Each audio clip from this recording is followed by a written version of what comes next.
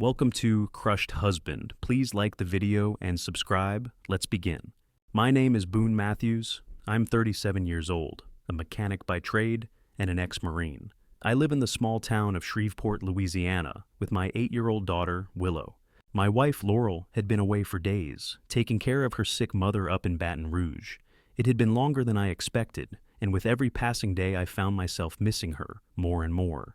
That night, like most nights now, it was just me and Willow. The kitchen smelled like the tacos I was finishing up, and I could hear her voice as she danced around the living room, in that way she always does when she's excited. I glanced over at her, trying to focus on getting dinner on the table, but my mind kept wandering back to Laurel. She hadn't called in days. Willow sat at the table, already devouring a taco, her little face lighting up like she had just won a prize.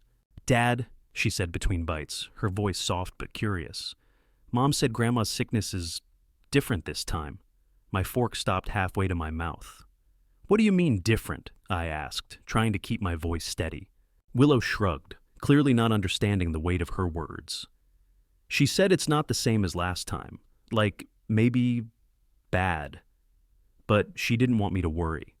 She poked at the taco, her brow furrowed in thought. A pit formed in my stomach. I didn't like the sound of that. I hated how much she was holding back from me, but I couldn't press her, not now. I smiled weakly and shook my head, pretending it didn't bother me. "Your mom knows best," I said, pushing my own worries aside as best as I could. "She's taking care of Grandma, that's all. We'll talk when she gets home." Willow's face brightened up again. "Maybe we can visit tomorrow?" I hesitated. Part of me wanted to get in the car right then and head up there with her. Another part of me, the part that had been growing more restless these last few days, wondered if something was off. Why hadn't Laurel called me in so long? Why had she been so distant? "Sure," I said finally.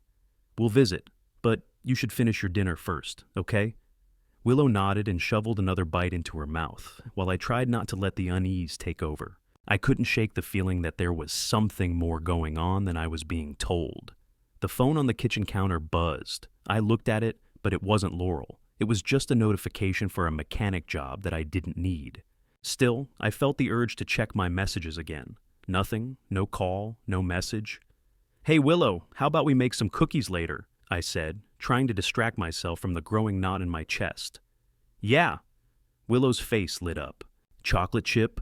"Of course," I grinned.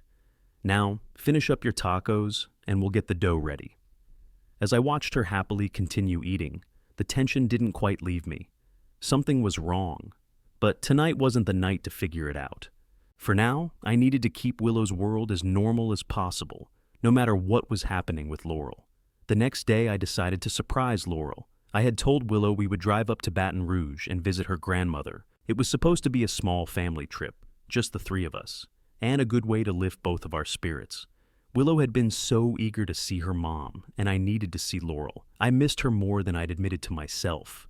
I packed up the car, making sure Willow's favorite snacks were within reach. The sun was setting by the time we hit the road. The ride was mostly quiet, with Willow dozing off in the back seat, her head against the window. I tried not to think too much, letting the sound of the engine keep my mind from wandering. When we finally reached Baton Rouge, the streets were bathed in the soft orange glow of the setting sun, and the familiar sight of Laurel's mom, Odessa's house, came into view. My stomach tightened as I pulled into the driveway, seeing that the front door was slightly ajar. A small detail, but one that seemed off in a place where nothing ever changed. "We're here," I said, nudging Willow awake. "Ready to see Grandma?" Willow groggily rubbed her eyes and smiled, unbuckling her seatbelt. "I hope Mom's here too." I could feel the nerves creeping up again. "I'm sure she'll be inside." We stepped out of the car and walked toward the door.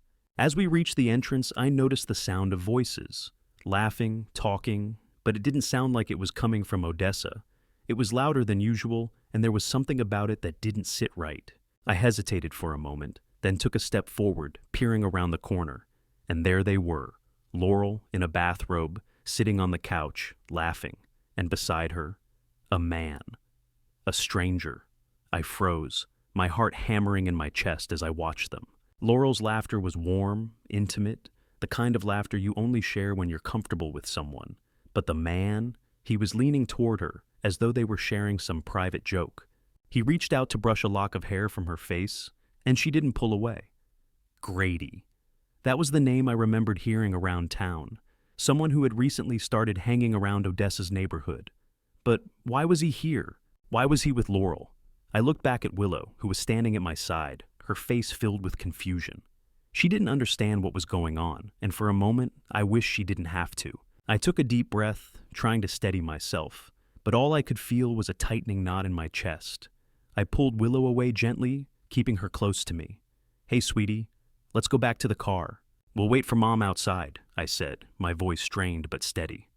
"But Dad, what's going on?" Willow asked, looking back at the door. "Isn't Mom in there?" "Yeah," I said, my voice barely above a whisper. "She's just busy right now. Let's give her some time." I didn't wait for her to ask more questions. We turned back toward the car, my mind racing. Everything felt wrong. I hadn't even confronted Laurel about any of this. Hadn't even been able to process what I had just witnessed. But I knew one thing for sure. Whatever was happening, it wasn't good.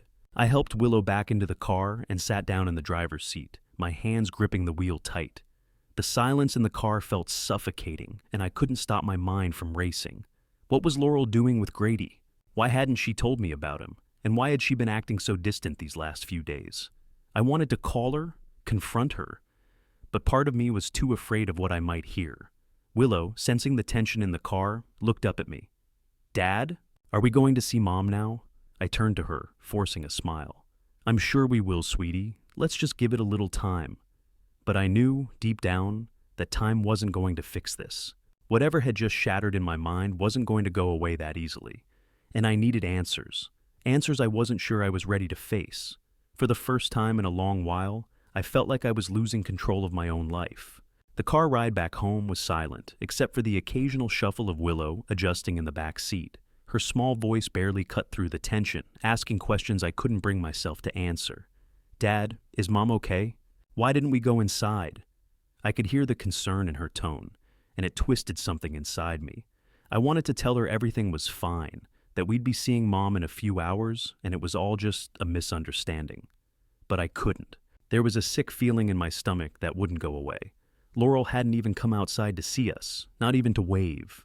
The door had been left open just enough to make it clear she was inside, but I still felt like I had walked into a different world when I saw her with Grady. I couldn't shake the image of them laughing together. I fought back the rising panic, trying to maintain a calm voice. "We're gonna be fine, Willow. Don't worry. It's been a long day. Let's head home." I didn't expect her to understand, not really. She didn't know what had happened between Laurel and me, and I wasn't about to tell her now.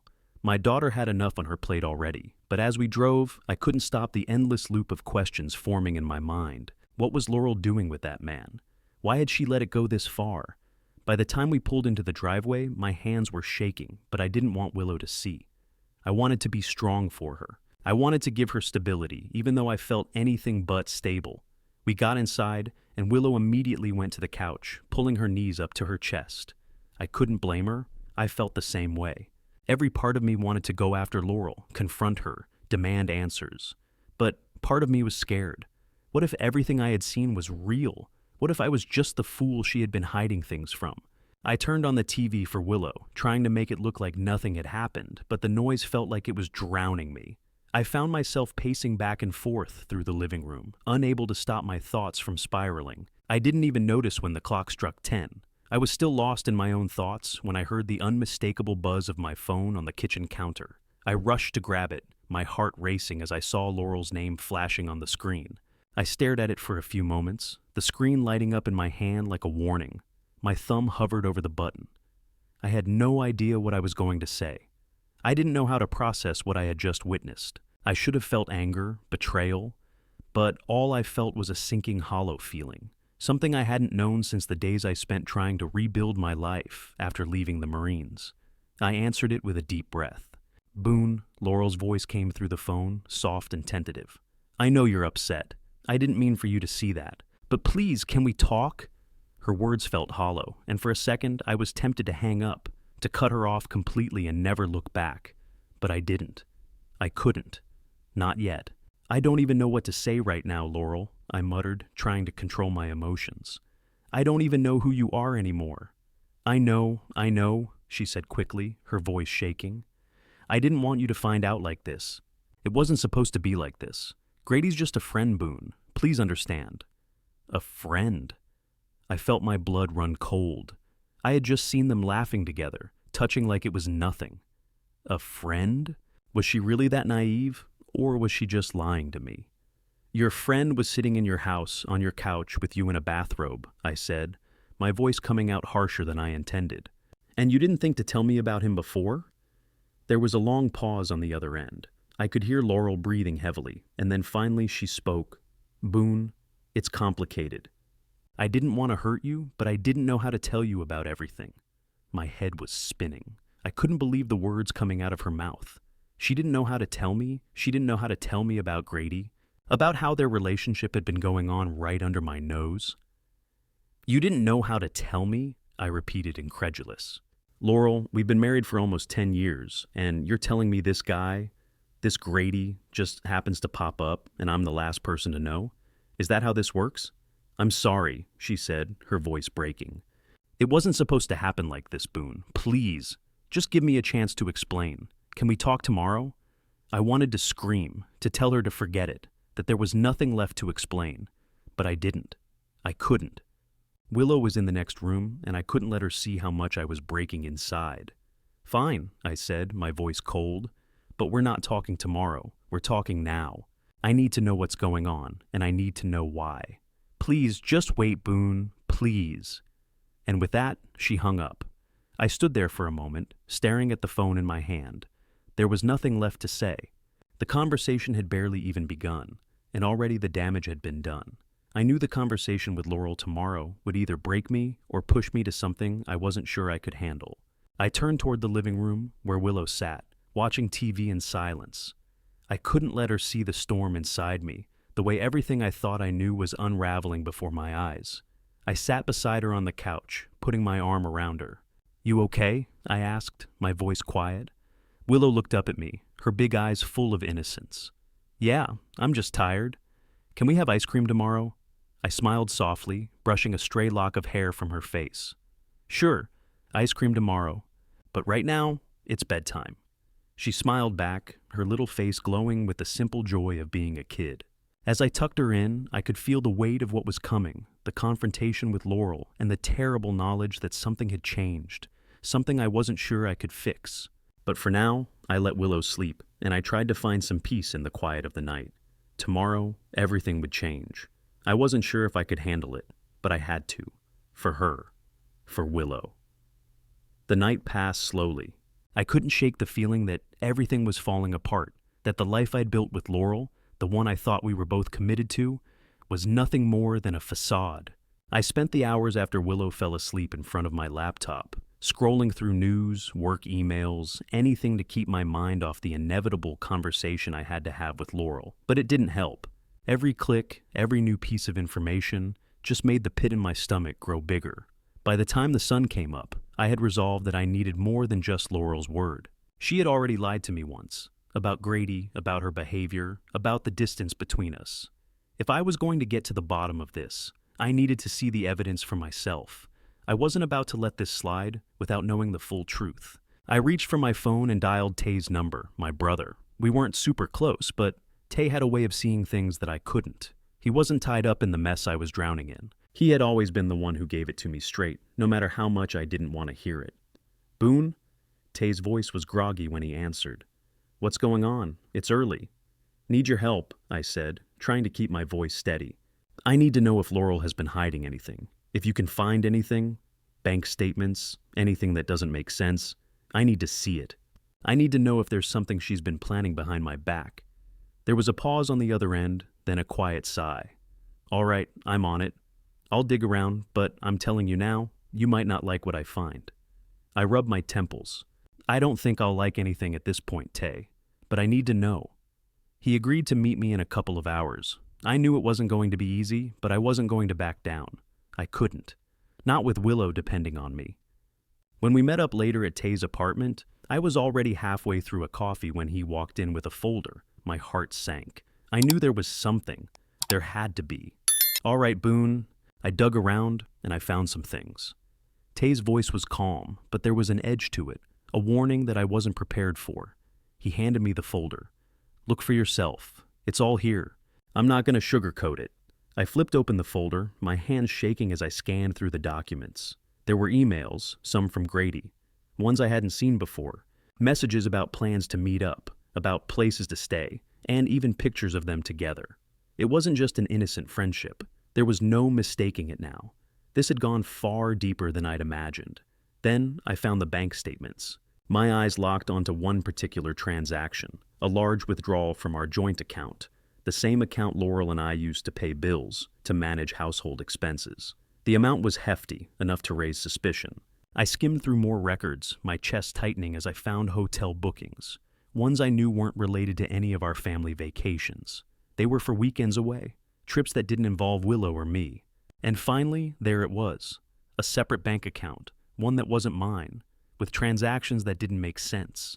This doesn't make any sense, I muttered, more to myself than to Tay. The transactions were tied to Grady's name. There was no mistaking it. Tay sat back, his arms crossed, watching me. I think you know exactly what it means. It's clear as day. She's been planning this. She's been hiding it, and I'm sure there's more to find if you dig deeper. I couldn't breathe. My head spun with all the information, with the evidence in front of me. There was no turning back now. This wasn't just a bad feeling. It was real. Why didn't I see it? I asked, my voice barely above a whisper. Why didn't she just tell me? Tay looked at me, his expression softening. Sometimes we don't want to see what's right in front of us. You wanted to believe in her, and that's what kept you from looking too closely. But now you know. I nodded slowly, my mind racing through all the moments with Laurel. The little things I had overlooked, the way she'd become more distant, the late-night phone calls, the lies that I had brushed off. How had I been so blind? Do you have everything? Tay asked, his voice grounding me again. I looked down at the documents in front of me. Yeah, I have everything. I need to confront her. Tay clapped me on the shoulder. You're gonna do what you need to do, Boone. But be careful, all right? This isn't gonna be easy. I nodded, standing up from the table. My hands were still shaking as I stuffed the folder into my bag. It doesn't matter. I'm done being lied to. I have to do this. For Willow. Tay gave me a long look, then nodded. All right. You know where to find me if you need backup. I left his apartment feeling like I had just taken the first step in a long, painful journey. But it was a step I had to take. The truth was out now, and there was no pretending I didn't see it anymore. The next step was to confront Laurel, and whatever happened after that, I wasn't sure. But I was going to make sure Willow had the truth, and whatever future we had, it was going to be built on that. For better or worse, this was just the beginning. It felt like the longest night of my life. After leaving Tay's apartment, I drove home, numb, barely able to focus on the road.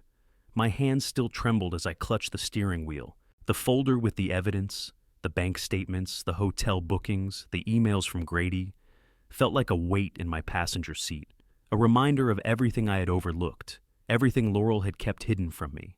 I hadn't called her yet.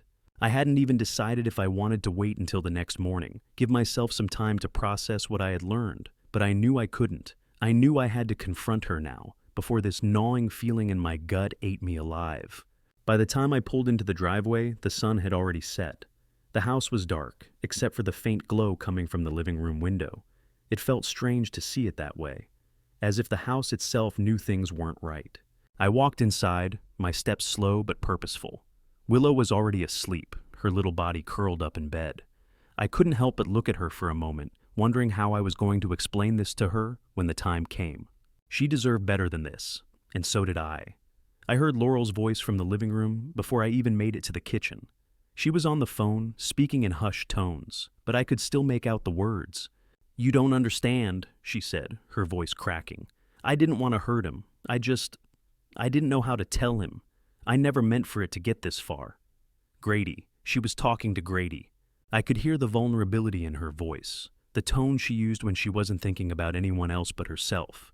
I took a deep breath and walked into the living room. Laurel was sitting on the couch, her legs curled up underneath her. She looked up at me, her face going pale the second she saw me standing there, the phone still pressed to her ear. "Boone," she said, her voice almost a whisper, like she was afraid to speak too loud. I didn't expect you to come home this early." "Who are you talking to?" I asked, my voice cold. Laurel immediately tried to cover the phone, but I could see the guilt in her eyes. It's just Grady," she said, trying to sound casual, but the lie hung in the air, heavy and thick. I didn't wait for her to say anything else.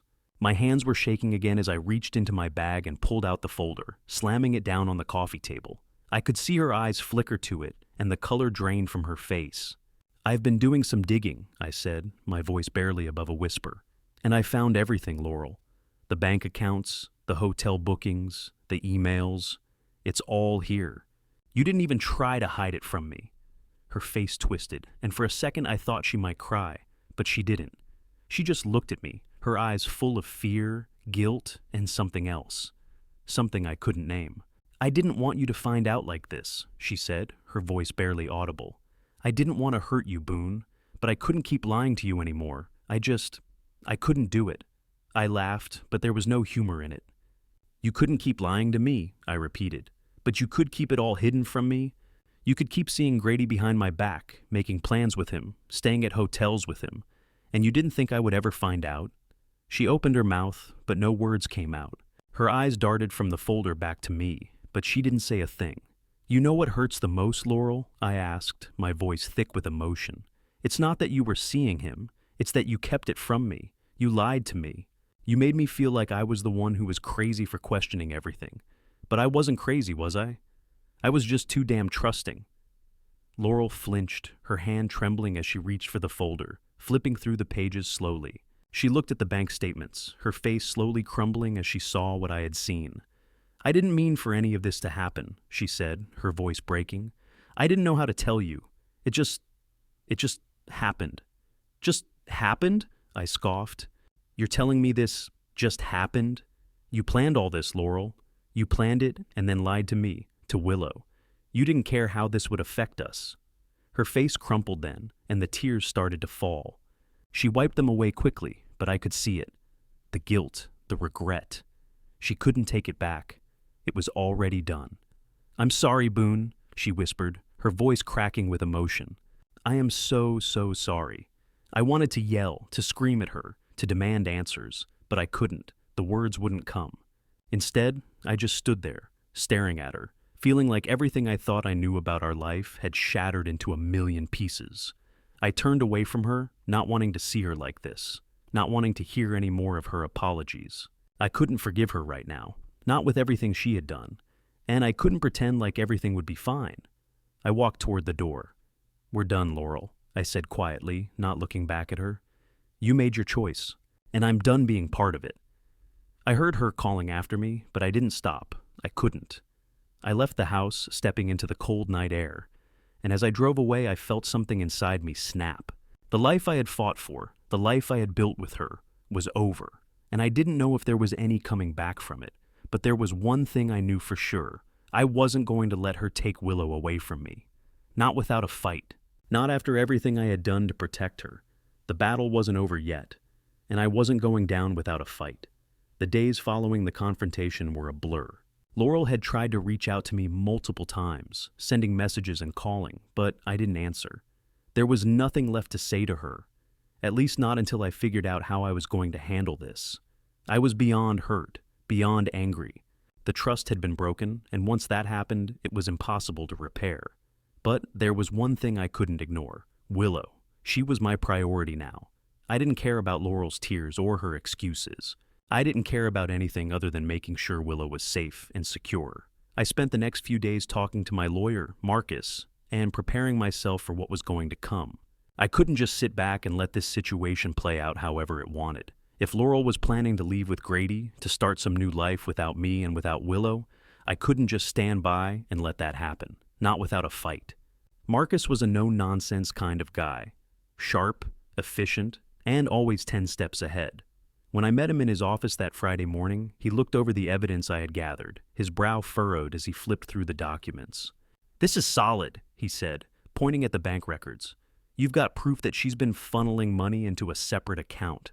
This could go a long way in proving she's been hiding things from you.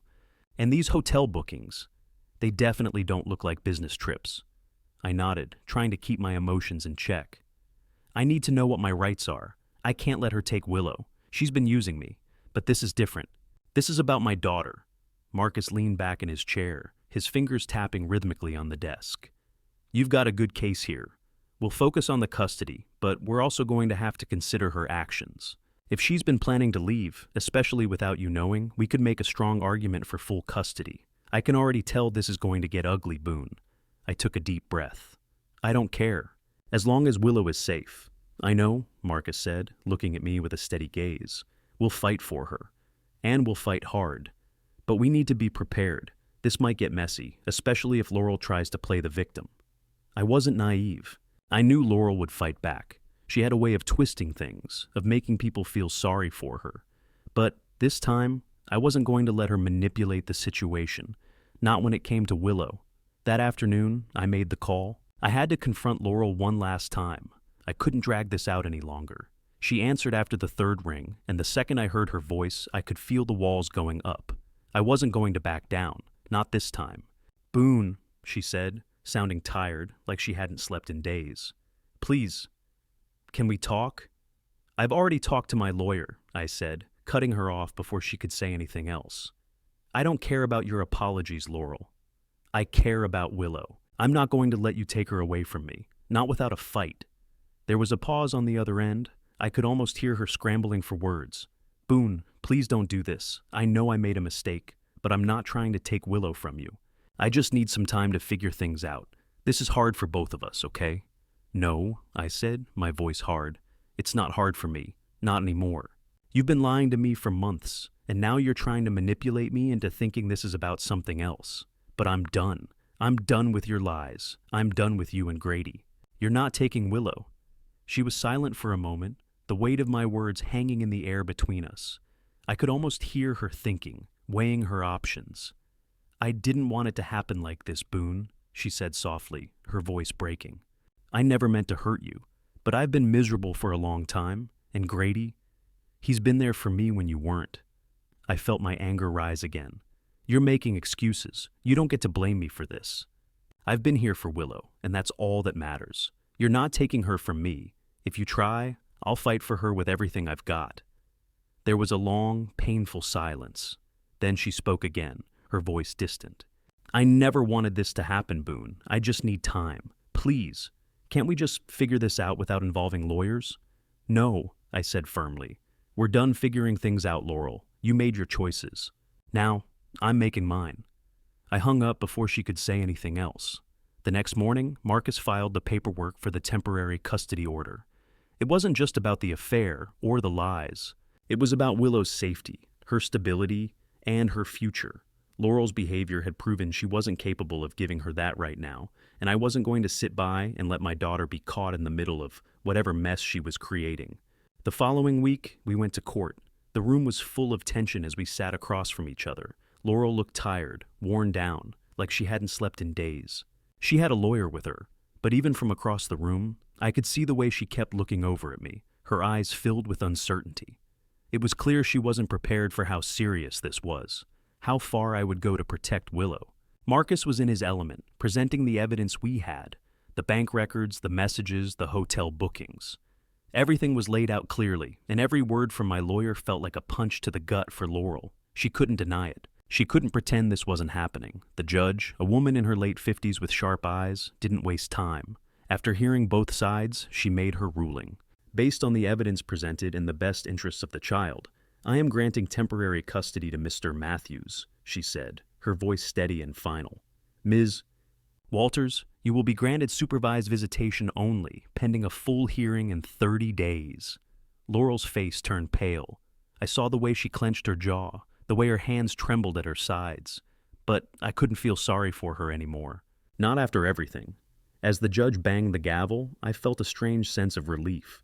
This wasn't over, not by a long shot. But it was a victory. And for the first time in what felt like forever, I felt like I was doing the right thing.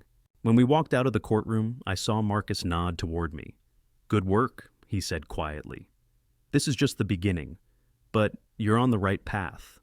I nodded, my heart heavy, but there was a sense of purpose in my chest. This was just the start of the battle, but it was a fight I was ready for.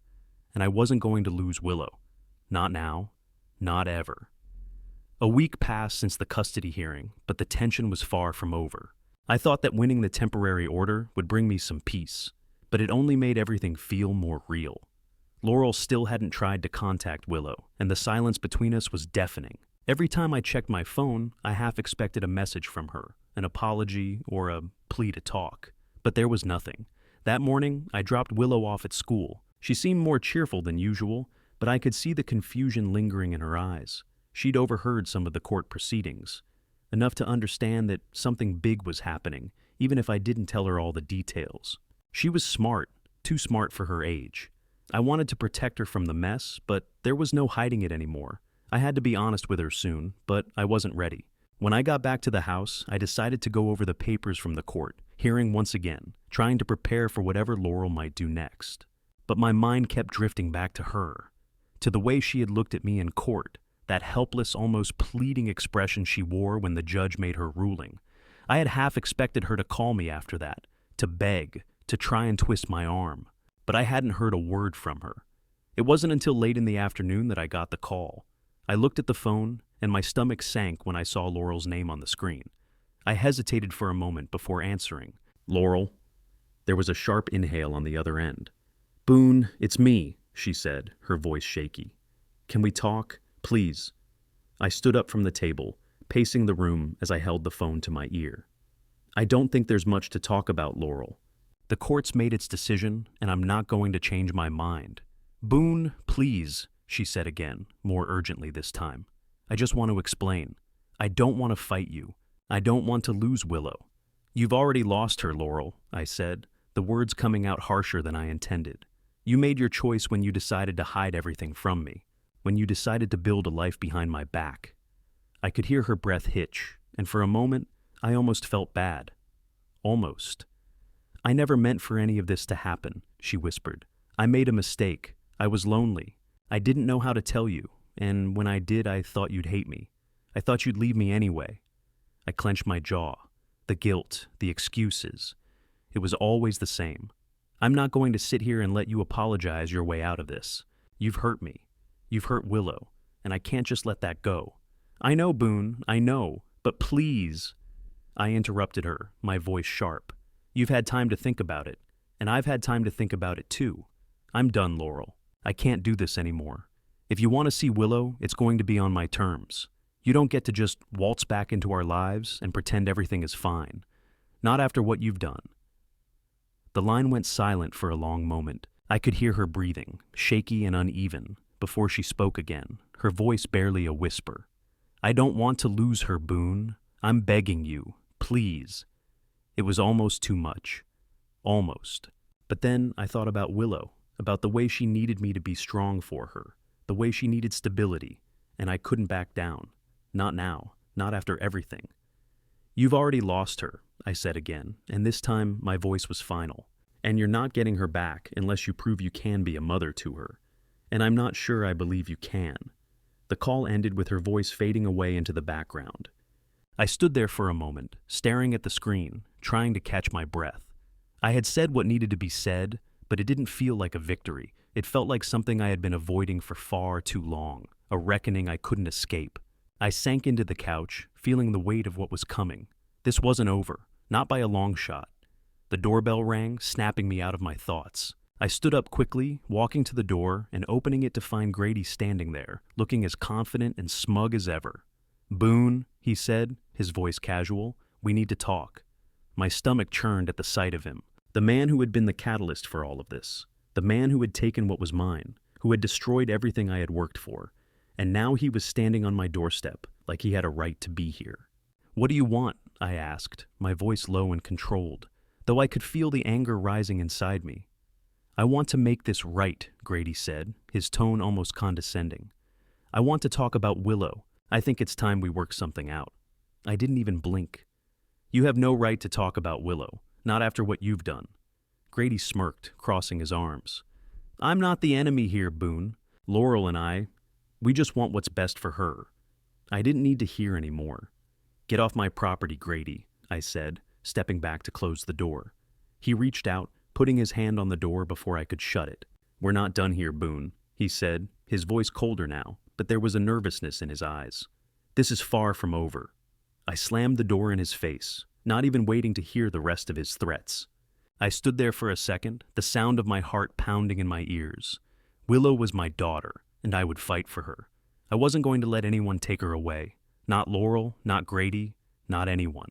And whatever Grady thought he was going to do, he'd learn soon enough that messing with me wasn't going to end well for him. I had made it this far, and I wasn't going to back down now. The storm was coming, and I was ready. The days after Grady's visit passed in a blur of tense moments and sleepless nights. The paperwork for the final custody hearing had been filed, and the date was set. It felt like the weight of the world was pressing down on me, and every day brought new complications. Every conversation with Marcus, my lawyer, revealed another layer of strategy we had to prepare for.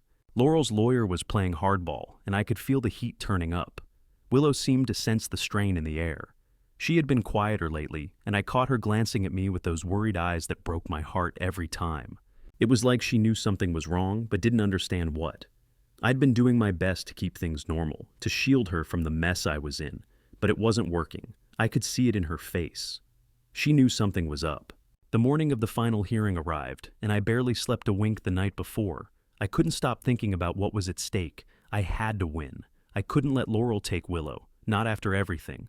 I could already hear the court arguments in my head, the claims she might make, the manipulations she would try to use to gain sympathy. I knew her well enough to know she would play the victim card, claim she was misunderstood. She had always done that, used her vulnerability to get what she wanted. But I wasn't going to let that happen this time. I arrived at the courthouse early, my mind spinning. Marcus was already there, reviewing notes. He gave me a nod as I walked in, a silent reassurance that he was ready, that we had everything we needed. "You're going to be fine," he said, his voice calm but firm. "We've got the evidence, Boone, the bank records, the hotel bookings, everything. It's clear what's been going on. You're in a good position." "I just want to make sure Willow is safe," I replied, the words catching in my throat. Marcus gave me a look, almost like he understood that my concern wasn't just about winning. It was about Willow's future. "We will, but you need to stay focused. Don't let Laurel throw you off. It's all about what's best for her now." We waited for what felt like hours before the hearing finally began. The courtroom was cold, sterile, the kind of place that made everything feel official, like there was no room for personal feelings. But everything about this felt personal to me. Every question, every word, every piece of evidence. It was all about Willow. I wasn't going to back down. Not now. Laurel and her lawyer entered, and I couldn't help but notice how she looked. Frazzled, tired, but still trying to hold on to the air of control. Her eyes met mine for a second, but she quickly looked away like she couldn't bear the thought of facing me directly. And honestly, I couldn't look at her either. I had to focus on Willow, not the woman who had betrayed me. The judge, a middle-aged man with a sharp face, called the court to order, and the proceedings began. Laurel's lawyer stood first, presenting their case. He went over everything in a calm, practiced voice, weaving a narrative about Laurel being a loving, capable mother who had made some mistakes, but was more than willing to do what was needed to provide a stable home for Willow. I sat there, gritting my teeth, listening to the lies, the half-truths. I wanted to interrupt, to shout, but I stayed silent, my hands gripping the armrests, trying to keep myself together. Laurel had built this image of herself, and now it was up to me to tear it down. When it was my turn, I took a deep breath and stood. Marcus was at my side, guiding me through each step. I began by presenting the evidence, showing the bank records, the emails from Grady, the receipts for the hotels. I watched the judge's face as he scanned each document, and I could see the weight of it hitting him. He didn't need to say anything. The evidence was clear. Then came the part I dreaded, having to talk about my relationship with Laurel. I knew this would be the hardest part, having to expose the cracks in our marriage. But I couldn't hold back. I had to be honest. I had to let the truth come out, even if it hurt. Laurel and I were married for almost 10 years, I began, my voice steady despite the anger building inside me. We had a life together, a good life. But somewhere along the way, that changed. She became distant. I started noticing things I didn't want to believe were happening. Phone calls she wouldn't take around me, time spent away from home. And then I found out about Grady. I found out she was seeing him behind my back. I felt the air shift in the room. I could see Laurel's face tighten, the flush of shame creeping up her neck. but she didn't speak. She couldn't. Not with the evidence I had. I'm not here to tear her down. I'm here to make sure Willow is safe. She's my priority now, I continued, my eyes never leaving the judge's face. I'm not perfect. I don't claim to be. But I am the one who has always been there for Willow. I've provided for her. I've protected her. And I will continue to do that, no matter what. There was a long silence, and I could feel the weight of the room pressing down on me. The judge leaned forward, his eyes searching mine. You've made your case, Mr. Matthews. We'll now hear from the child advocate. Dr. Reed, the child advocate, was a woman in her 50s, her expression professional but kind. She had met with Willow earlier in the week, and now she gave her assessment. Willow is thriving in her father's care, Dr. Reed said, looking up from her notes. She's stable, she's happy, and she feels secure. There are concerns about the changes in her home life, and her emotional well-being is my primary concern. Based on my observations, I recommend that Boone Matthews be granted temporary full custody. I also recommend supervised visitation for Ms. Walters until further evaluation can be done. Laurel's lawyer immediately stood to object, but the judge waved him off. I've heard enough, he said. I'll be issuing a temporary custody ruling. Ms. Walters, you will be granted supervised visitation with your daughter until the next hearing. Laurel's face went pale as the judge's words sank in. She looked like she was about to say something, but nothing came out. Her eyes darted to me, then back to the judge, and she just sat there, speechless. I didn't feel relief, not yet. This wasn't over, not by a long shot, but it was a victory, a small one, and it was a step in the right direction. As I left the courtroom with Marcus, I couldn't stop thinking about what had just happened. I had won the temporary order, but the real battle was still ahead. And I was ready for it, because no one, not Laurel, not Grady, was going to take Willow away from me. Not now, not ever. 6 months had passed since the final custody ruling. The dust had settled, but the wounds, though healing, were still there, raw and tender beneath the surface. The courtroom battles, the late-night phone calls, the endless emotional turmoil, they felt like a lifetime ago. But in many ways, they had shaped everything that came after. Willow and I had settled into a new routine, a new life that was different from what we'd had before. It wasn't perfect. There were still moments when I saw the confusion in her eyes, when she asked why Laurel hadn't called, or when she asked about her mom's absence. But those moments were becoming less frequent, and over time, I learned how to answer the questions without feeling like I was losing a part of myself. I had learned how to be a father again, how to be her rock in a way that didn't come with fear or hesitation. The house felt quieter now. The spaces that had once echoed with tension and unspoken words were now filled with laughter, with music, with the sound of a normal life slowly returning to us. The scars were still there, in both of us.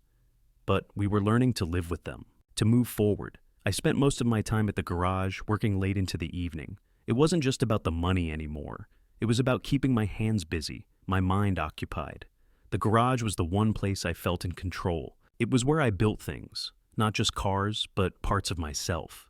It was where I could forget about everything that had happened and just focus on the work. One afternoon, I was under the hood of a car when I heard the familiar sound of little footsteps approaching the garage. I rolled out from under the car, wiping my hands on a rag, and turned to find Willow standing in the doorway, her backpack slung over one shoulder. "Hey, kiddo," I said, giving her a smile. "What's up?" She stepped inside, her eyes bright, but there was a hint of hesitation in her step. "I made something for you," she said, holding up a small piece of paper. I took it from her and unfolded it, smiling as I saw the crude drawing of a car, with stick figures of me and her sitting inside. It wasn't anything fancy, just a simple drawing, but the smiley face on mine was drawn with so much enthusiasm it made my chest tighten. "I thought maybe you'd want to hang it up," she said, looking up at me with those big brown eyes. "Of course I do," I said, ruffling her hair and walking over to the workbench. I tacked it up on the wall, beside a few other drawings she had made over the years. There was something comforting about seeing her work so hard to make something that mattered, something she wanted me to be a part of.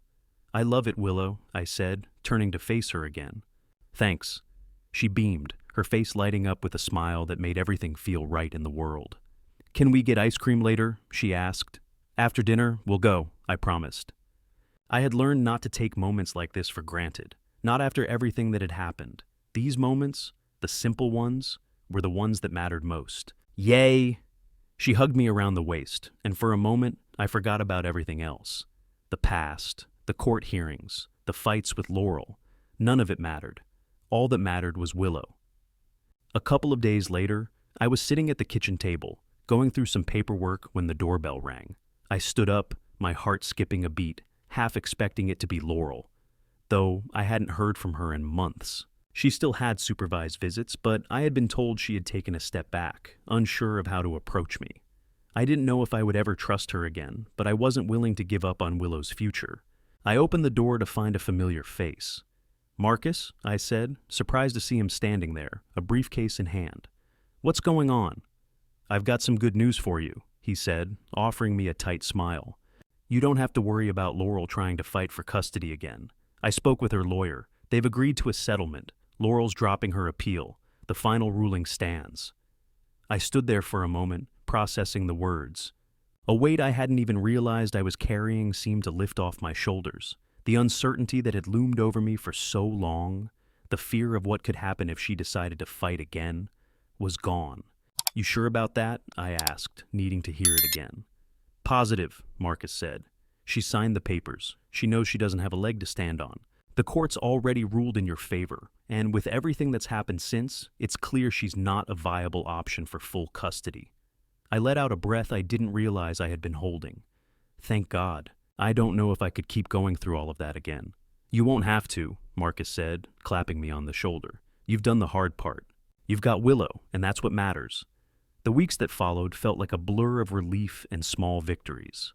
Laurel never made any further attempts to challenge the custody agreement. She had come to terms with the fact that I wasn't going to let her take Willow away. I didn't know what her relationship with Grady would turn into, but it didn't matter to me anymore. Willow and I spent our days rebuilding the life I had promised her, the life that had been upended by Laurel's choices. We spent weekends together at the park, went on day trips to nearby towns, and made up for lost time. One afternoon, as we sat on the porch eating ice cream and watching the sunset, I turned to Willow, who was grinning from ear to ear. "You know," I said, wiping some chocolate off her face with a napkin, "I think this might be the happiest I've been in a long time." Willow leaned into me, resting her head on my shoulder. "Me too, Dad." And in that moment, I realized that no matter what had happened, we were going to be okay. We were stronger now, together. The past couldn't be undone, but the future, our future, was something I could build, something we could build. For the first time in months, I felt like I had everything I needed, and I wasn't about to lose it. Not now, not ever.